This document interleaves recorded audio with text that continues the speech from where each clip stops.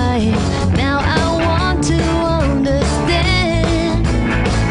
Doctor, my eye. 5 minutes after 9 o'clock, Dr. Michael Lange is in the studio. If you have a question for Dr. Lange during the course of the show, don't hesitate to call. Don't wait till the last minute. Sometimes that's what happens, and everybody kind of piles up at the end, and it's hard to get the questions answered when there's no time. Right now, there's plenty of time. The phone number here is 622-9622. Dr. Michael Lange is a board-certified optometric physician. You need to know that, but just as important, he's a certified nutrition specialist, and the two work hand in hand, or eye in eye, or eye in hand or something. Good morning, Doctor. Well, you look a lot more relaxed today, rested than you did last week. Good morning, Larry. Good morning, Robin. Well, I actually slept last night. I slept the night before and the night before. Well, that's good. You know, last time I was up doing a lot and hadn't had any, I don't think any sleep. 2 weeks ago, actually, it was, wasn't it? Right. Yeah. And you know, sleep is so very important because if you are sleep deprived, your cortisol levels go up. That is a stress hormone. But also inflammatory markers in your body go up. Inflammation is the root cause, as we've discussed on this program so many times. Inflammation is the root cause of many diseases, especially ocular diseases. All the itises, all right? Keratoconjunctivitis sicca, a big word to mean dry eye syndrome. Dry eyes, believe it or not, can be a result of many factors, multifactorial, but lack of sleep can accelerate and increase the symptomology of dry eyes because of the inflammation increasing in your body. I want to ask you a question about inflammation. When something is inflamed, it means it's bigger, right? Is there something in there, like a fluid? What exactly makes it bigger? Yeah, that gets very complicated, but There's a lot of things, inflammatory markers that we can test for. That's one thing that Fortify Vitamins has done with their vitamin formulas, is we've tested for inflammatory markers in the blood and then developed supplements that help to cut those inflammatory markers down. But there's a whole variety of things, but tumor necrosis factor, C-reactive protein, arachidonic acid. These things are inflammatory markers in the blood that patients that have a lot of inflammation in their body are going to have more of these in their blood, especially, say, patients with collagen vascular diseases, rheumatoid arthritis, gout, osteoarthritis, fibromyalgia, things of this nature are going to have elevated inflammatory markers. Even athletes. I mean, people that are out there that are extreme athletes, you know, this creates free radical damage and inflammation in their body. So that's why I always, talk to my athletes, my extreme athletes, about taking more antioxidants than normal, more anti-inflammatories that are combined antioxidants, like astaxanthin, because that's a combination anti-inflammatory, antioxidant, and then also getting plenty of sleep. I mean, sleep is something that is underrated, that we don't get enough of, and quite frankly, most physicians do not recommend their patients getting enough sleep, and that is one of the root causes of many, many, many health issues. So sleep is very important. Yeah, one of the things when we first wake up from sleep regarding the eyes is, that blurry thing when you first wake up. I don't know if it's, am I speaking for myself or everybody? I feel like it's always been my whole life. But as I get older, I guess what I'm trying to say is it takes longer for that kind of sleepy eye feeling to go away. Right. Well, as we get older, that's very true. We become what we call presbyopic. Presbyopia is when the crystalline lens, the human crystalline lens, loses its elasticity and its focusing ability. The ciliary muscle that actually causes the lens to conform to different shapes loses that ability to do that, and that's just aging. And so one thing that you're noticing is aging. The second thing is when you wake up in the morning, your eyes are usually the driest, because when you sleep, especially if you sleep under a ceiling fan, then your eyes are not blinking constantly. When you blink throughout the day, it spreads the three layers of your tear film evenly over your cornea, keeping your cornea from dehydrating and drying out, and thus having poor optics. So your eyes are very dry first thing in the morning. So using a good unpreserved artificial tear right when you wake up in the morning is not a bad idea. I like the Oasis Tears Plus. Okay. And we have some phone calls. That's what we are here for, to answer questions. So Dr. Lange is ready for your calls. Good morning. You're on the air with Dr. Michael Lange. Yes, Dr. Moran. I'd like to know. I have something broken my eye, and it was all bloody. When did this occur? This week. Well, last Thursday. Well, anytime you have a bloody looking eye, it's always a good idea to get into your optometrist or ophthalmologist. Now, if You don't have pain associated with that, and you don't have blurred vision associated with that. No. That is probably just what we call a subconjunctival hemorrhage. Without actually looking, it's difficult to say, though, so it's best to err on the side of caution and be seen. A subconjunctival hemorrhage is fairly benign and relatively frequent as we get a little bit older, more frequent in the population that has high blood pressure, is taking aspirin or Coumadin or Plavix on blood thinners, or people that are... I don't take no medicine. People that are straining. You could have lifted something heavy, popped a little blood vessel, and sometimes it's just idiopathic. Quite frankly, we don't know what causes some of these. So these subconjunctival hemorrhages are usually benign, nothing to be concerned about. They look nasty, but they're really not. It's when the white part of the eye can get completely red, and it's from a little blood vessel that is usually burst. So that's usually the etiology of that. But like I said, it's best to get into your eye doctor because there are other things that can potentially cause that. And we also want to make sure if it's bleeding on the outside of the eye, it's not bleeding on the inside of the eye, as in the retina, if there's a type of retinopathy going on. So, it's good to be seen. Yeah. Okay, thank you so much. All right, thank you. All right, take care. And you have another phone call. Good morning. You're on there with Dr. Lange. Hey, good morning. This is Dennis. I have a nutrition, health-related question. Everybody knows the downside of red meat, and I know when I cook a pork chop, carefully trimmed pork chop, it's not red; it's white looking. Of course, now ham is kind of reddish looking. Is the pork products associated the same and graded the same health-wise as, say, roasts and steaks and a hamburger? Right. Good question. Pork is the other white meat, they say, okay? Yes, and that's my line of thinking. Right, so some people think that white meat may be better for than red meat, and that's not really not the case. Red meat in moderation. Remember, everything in moderation. I think a good lean steak or some good ground beef is good for people, especially for women, premenopausal women, because it's very high in iron and B12. Anybody with anemia, it's good for you. Very good source of protein, conjugagoic or CLA, conjugagoic acid, linoleic acid. A lot of other good properties are in red meat. Now, the big problem with not only red meat and pork and chicken is how was it raised, okay? The beef, if it's grass-fed, all right, but now organically grass-fed, all right, so that cow is grazing on grass that doesn't have pesticides on it, and then it is not given antibiotics or hormones, then that red meat is probably actually good for you. I'm a big advocate of the paleo diet, which means that you eat things that God put on this planet, including the proteins. So I don't think we have to be afraid of red meat unless it's prepared wrong and it's raised wrong, basically. So if you get a good organic steak, like you can learn more about this at grassesgood.com or rosasfarms.com. That's Al Rosa's organic farm. And I think putting a little red meat back in the diet is a good idea. But, in moderation, mix it up a little bit. Have some wild Alaskan salmon maybe 2 times a week. Have steak 2-3 times a week. Have chicken. Have pork. Mix it up a little bit. Is the pork in the same category because it's white compared to beef? Yeah, I mean, it's not exactly in the same. The pork is nowhere near going to have as much iron, not as much B12 in it, but it's still a very good source of protein. But as far as saturated fats, the saturated fat's going to be a little bit lower in that type of pork, maybe, but it depends on what piece of the meat that you pick as well. So pork and even chicken and turkey and even red meat can all be very high in saturated fat, just depending on what part of the meat that you take. Okay. That was a good answer. Thank you. The main protein that I'll hang up and listen. Okay. Thank you.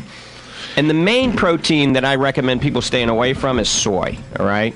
Soy is a vegetable source of protein. If you got to eat soy, then eat tempeh or miso. That's fermented. It's a little bit better for you. And the problem with soy is most of it's genetically modified. So that genetically modified soy can be very bad for our intestines and our entire body. That's genetically modified. Soy, corn, wheat, barley, rye, and oats are all becoming genetically modified. And once again, that's why I recommend the paleo diet. They recommend staying away from most of those. Remember, gluten is becoming a big problem because of the genetically modified products out there. We didn't have people with gluten problems, 25 years ago, but we also didn't have all this genetically modified garbage going into the food chain. Right, interesting.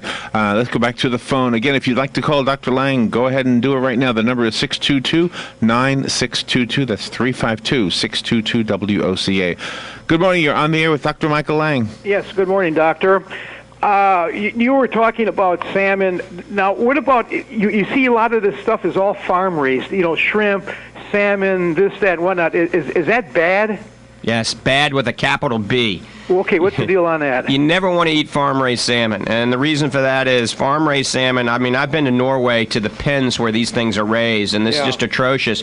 These salmon are given a grain that is actually filled with all sorts of contaminants and possibly hormones and antibiotics. And then they will say it's fish-fed, so they chop up a large predatory fish like a shark or a barracuda, and they'll throw that into the top of the pen and let them eat a little bit of fish. Yeah. And then they'll actually put orange dye, a synthetic form of astaxanthin. This orange dye gives it the orangey red color. If they didn't give it the orange dye, that salmon would have a white color. It would look really kind of strange. It would look like a catfish in color. Yeah. So that orange dye is the biggest problem. The orange dye causes endocrine disruption in a man. It'll cause you to go in male menopause early. It'll cause hormonal problems in women. It can cause all sorts of cancers. So I would rather not eat anything. I just drink a glass of water than have farm-raised salmon. Now, wild Alaskan salmon, on the other hand, is phenomenal. Wild Alaskan salmon is very good for you. The problem is it's very seasonal. Oftentimes they only give you about a 4 or 5 hour window to catch the amount of salmon that's going to feed the world for that year. So it's tough to get fresh wild salmon. When they tell you it's fresh salmon and it's at the store, it usually isn't. Because I could tell you stories about how you got to catch the salmon, and then there's a fish that comes out and vacuums it out of the fishing boat, and then it goes back to the port, and it does a lot of different things. It takes days and days and days before it actually gets to the store, and then you wonder if it was on ice all that time. So I actually recommend fresh frozen wild Alaskan salmon, and even canned wild Alaskan salmon. But if you're canning it, make sure it's in a bisphenol-free can, a BPA-free can, because you don't want the bisphenols leaching into the salmon. Would that apply to, I love tuna, canned tuna, and I had read once not long ago that you should limit the amount of tuna you eat because of some toxins in the fish. Right, the mercury, the lead, the PCB that's in it. All of that, absolutely. But there are two companies that I like. There are two companies called, Henry and Lisa's, and, oh gosh, I can't think of the other one right now. But there's another company that makes it. It's just on the tip of my tongue. They catch very small tuna, all right, that aren't large and haven't had the toxicities built up in them. Yeah. And, it's called Wild Planet is the other one. Oh. And they cook it in the can or in the glass jar, believe it or not. Yeah. So they're not cooking it out of the can and not squeezing it to get the oil out of it. You know those cans of tuna that you buy over the counter at Publix? Right. Those only have 100 to 200 milligrams of omega-3 in it. Yeah. But if you buy a can of Wild Planet tuna or Henry and Lisa's tuna, it has over 3,000 milligrams of omega-3 in it, and it's not in a can that's laced with bisphenols. So the typical tuna you buy over the counter, I call it toxic tuna in a can. And where do you get the good stuff? The good stuff, remember, Wild Planet or Henry and Lisa's, you can get it at like some health food stores, Whole Foods, Fresh Market, or you can go on, believe it or not, and we have it available now through the Lange Sun Nutrition Center in Clearwater, and you can look at it on drmichaellange.com website.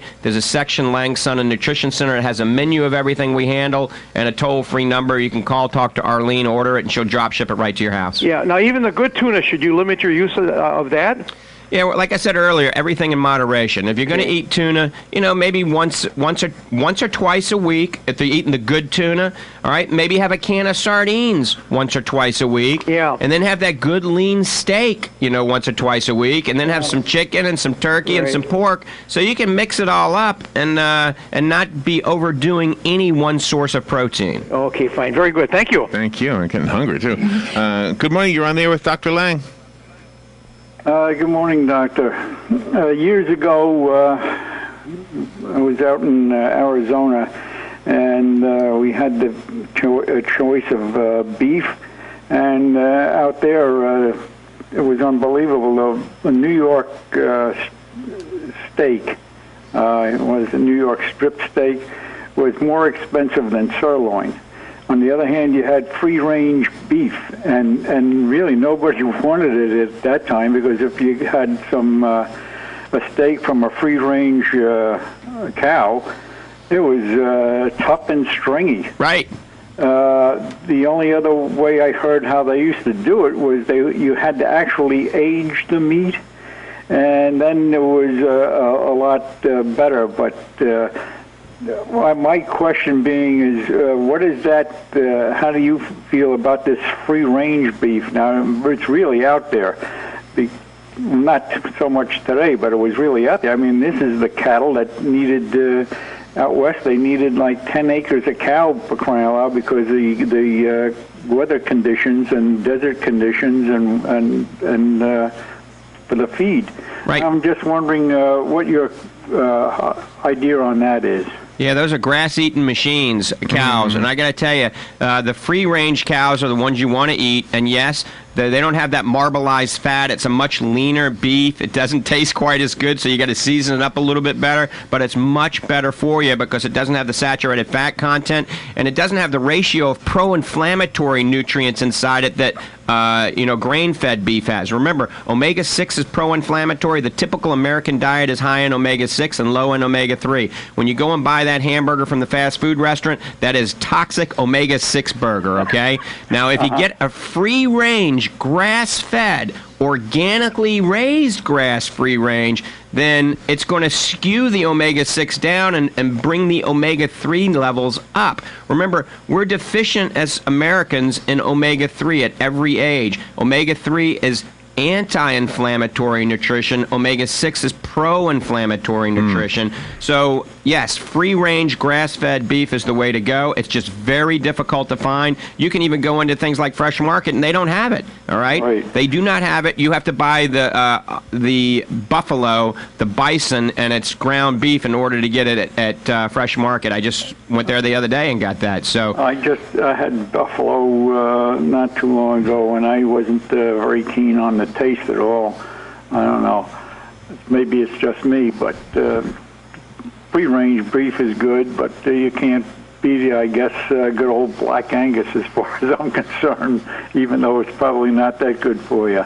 One other thing I'd like to tell you about is good old sardine sandwiches. I don't know if you ever had one of those. Absolutely. Mustard. Before I was on the gluten-free diet, I did. But now, if I can find some good gluten-free bread, I'm going to go back to having sardine sandwiches. Exactly. Good old-fashioned New York rye bread and sardines and mayo and a lot of pepper. Have a good day. All right. Thanks for the call. Does rye bread have gluten in it? You know, sardine, yes, it does have gluten in it. Sardines are a power food. Wild Alaskan salmon and sardines. Sardines are very good for you. Eat the whole sardine, the bones and all. Very high in protein, very high in calcium. Very high in CoQ10, and also very high in omega-3. So sardines are a good food. Eat more of them. Eat to your health. It will help your dry eyes as well. Oh, wow. And we have another phone call. Good morning. You're on the air with Dr. Lange. Hello. I would like to know, did I hear Dr. Lange say one day that you should not cook carrots and broccoli together and drink the juices?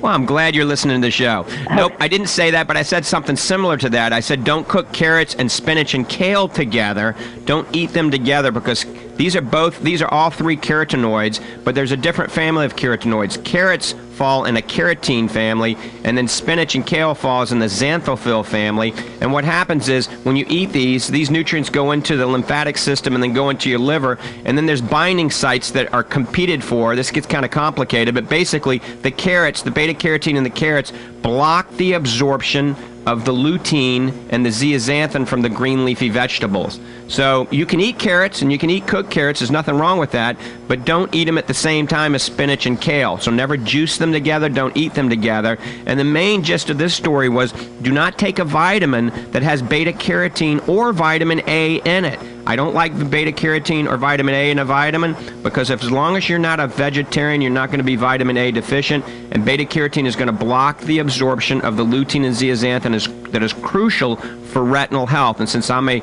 eye doctor, I don't want your retina to get worse and your lens in your eye to get worse. If you're lutein and zeaxanthin deficient, you're more prone to developing retinal problems as well as cataracts. So once again, don't eat them together. But I can do the broccoli and carrots? Yeah, you can do broccoli and carrots. Oh, that's great. Yes, ma'am. Thank you. Good. Made her day. Good morning. You're on the air with Dr. Lang. Good morning, Dr. Lang. Morning. One of my kids stopped eating fish like 3 or 4 years ago. What other food can they eat instead of to get omega fatty acids? Well, I mean, fish is the best source, all right? Any type of seafood is the best source, so fish and shrimp and things of this nature. Vegetable sources of omega-3 are like the chia seeds, flax seeds, but these vegetable sources and algae are not very good sources of omega-3. It's very hard to convert something called ALA or alpha-linoleic acid into omega-3. It's virtually impossible for most people. So the best way to get omega-3 is through fish. Now, if they're not going to eat a lot of fish, give them a good omega-3 fish oil. And I like to put kids on fish oil at birth, liquid fish oil. My 6-year-old has some chewable fish oil that we've created. The Fortify Super Omega that I've developed is chewable, so they can take that at, starting at 4 years of age. They can bite into it and just suck the omega-3 out of it and throw the carcass in the trash can. And then our elderly patients that can't swallow those large gel caps can chew the fish oil. So I would recommend getting on a good triglyceride form omega-3 fish oil. The problem is the majority of fish oil you buy over the counter is the ethyl ester molecule, has ethanol attached to the backbone, which we don't want that going in children's stomachs. So triglyceride form, I make it very easy. I develop one called Fortify Super Omega, and it's $25. You buy 3, you get 20% off, so it's only $20 every 2 months because children only need 1 gel cap. So that 1 bottle is going to last 2 months. So it's going to be relatively inexpensive. Thank you. All right, Okay. good. What do you think of the sushi restaurant? Should we eat fish that hasn't been cooked? I'm very weary of that, all right? Because no telling what type of parasites and things can be in raw fish and how long that fish has been not so fresh, all right? I'd be very careful. I don't eat raw fish. If I was out there in the Caribbean and I caught it and I filleted it right then and there, maybe, but I think we should cook our proteins. And you have another call, Dr. Lang. Good morning. You're on the air with the doctor. Good morning. I was wondering how we know what are good sardines, And another question I had, I read an article recently in the paper. A lady talked about nightshades, and tomatoes was in the nightshade family, especially for causing arthritis. Inflammation. Have you heard of that? Right. Yeah, a lot of nightshade, some people are talking about the nightshade family creating inflammation. And, most rheumatologists that I've talked to will say that, once again, like I said, everything in moderation, all right? Don't eat a bushel of tomatoes all at once. Everything in moderation. I don't think, as long as they're organically grown and you eat a few tomatoes and you have rheumatoid arthritis, it's not going to harm you at all, okay? The lycopene actually in the tomatoes is very good. The vitamin C is very good. So I wouldn't be too concerned about that. Now, as far as the other question. The sardines. Yeah, the sardines. Sardines are one of the foods that I don't pick apart. I tell you about tuna, I tell you about salmon, but most sardines are actually relatively pristine. They're caught off the coast of Chile, most of them, and they're all fairly pure. That's a non-predatory fish. It's a very young fish, so it's very difficult for it to be polluted. So I think sardines are relatively safe. I mean, most sardines that are canned are relatively safe. Now, you got to remember, bisphenols can be in those cans, so try to find a sardine that's in a bisphenol-free can, and then everything in moderation. So a couple of cans of sardines a week is actually good for you. Yeah, I've seen some sardines where they don't even have the ingredients and the information on the can. You have to go to a website to find it out. Yeah, you may want to stay away from those. And then also what they're packed in. You want them to be packed in olive oil, preferably. That's probably the best thing. Don't eat if it's packed in soy oil or corn oil or anything like that. So the simplest thing is to have it packed in olive oil or even water. Yeah, because that was my next question, because some are soy and mustard and cottonseed oil. Yeah. Right. No, stay away from all that. Just olive oil is probably going to be the best thing. Now, you can have olive oil and mustard. The mustard has a little curcumin and turmeric in it that actually has some anti-inflammatory properties, so there's nothing wrong with a little mustard. All righty. Well, thank you. All right, thank you. Wow, I love mustard sardines. They're my favorite. Yeah, she's trying to get me to like them. We've been in a roll. Having a hard time with that. We didn't talk a whole lot about dry eyes. I'm telling you, boy. I want to mention something about dry eyes, and nobody's ever heard this on the radio before because it's the first time it's been mentioned. There is some new studies that suggest a little bit of caffeine, believe it or not, may help dry eyes. A little bit. Too much caffeine, like too much coffee, acts as a diuretic, and it's going to cause you to actually become drier. So I'm recommending, certainly, if you want to continue drinking that cup of coffee, 1 cup of coffee a day, that's fine. A little chocolate, extra dark, organically derived chocolate has a little caffeine in it. So those things are okay. Wow. Go see Dr. Lange at his office. He's got, 10, 11? How many We're offices? opening our 10th office over in New Tampa. Next Tuesday we're opening. You can learn more about us at drmichaellange.com or langeyecare.com. And, certainly go to the Fortify website. It talks a lot about nutrition. You can buy the Fortify vitamins at fortify.com, FORTIFEYE. And lastly, the phone number for Fortify is 866-503-9746. 866-503-9746. All right, and it looks like somebody got in under the wire, so let me let you take that call off the air. So listener, hang in there. Dr. Lange will address your call, but we won't be able to hear it on the air. We'll have to address it next week somehow. Great show. Wow. Fast pace. We'll take a little break, and we'll be right back. Ocala's information station, 1370 WOCA. Ocala. The weather is brought to you by myfwc.com. Life jackets save lives. We're at Florida. Mostly sunny today with a pleasant afternoon, the high 78 to 82. Then for tonight, clear skies, low 58 to 62. Mostly sunny tomorrow and warm in the afternoon, high 83 to 87. For Friday, plenty of sunshine, the high 84 to 88. From the Florida Weather Center, I'm meteorologist Joe Lundberg. Chicken, we just want to make chicken. The machine